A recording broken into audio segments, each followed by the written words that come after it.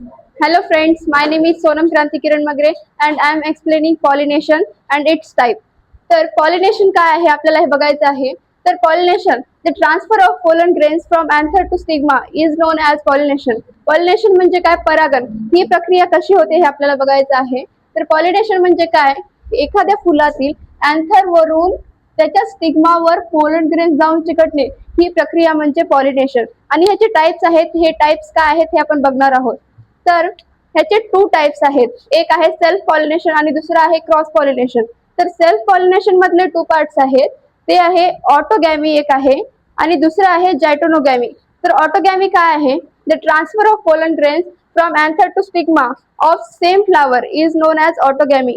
Same flower म्हणजे एकाच फुलातील त्याच फुलाच्या अँथर वरून त्याची परागकण त्याच स्टिग्मावर जाऊन चिकटणे ह्याला म्हणतात ऑटोगॅमी.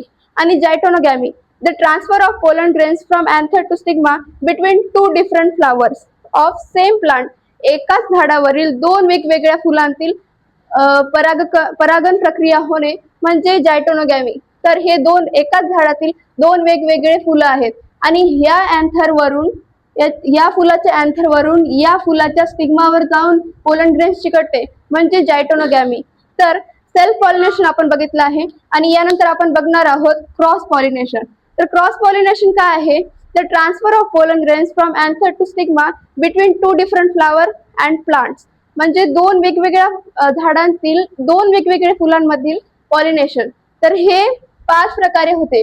एक आहे इंटोमोफिली. इंटोमोफिली काय आहे? The transfer of pollen grains from anther to stigma with the help of insect is known as इंटोमोफिली.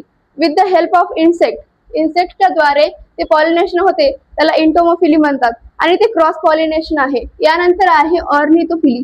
The transfer of pollen grains from anther to stigma with the help of birds. या ठिकाणी पक्ष्यांच्या मदतीने pollination होते त्याला म्हणतात ornithophily. आणि यानंतर आहे chiropterophily.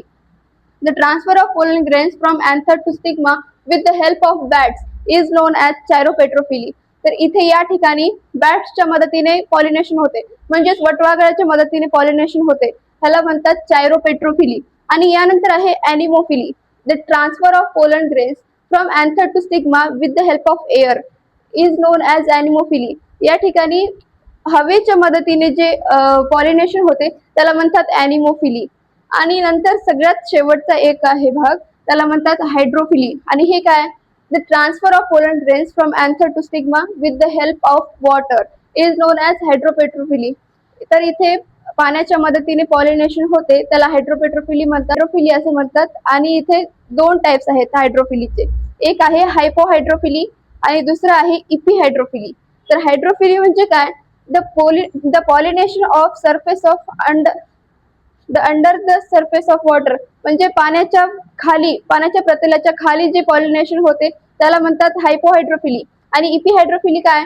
The pollination which occurs above the surface of water. म्हणजे पाण्याच्या प्रतलाच्या वर जे पॉलिनेशन होते त्याला म्हणतात इपिहायड्रोफिली. तर आपण बघितलं आहे पॉलिनेशन.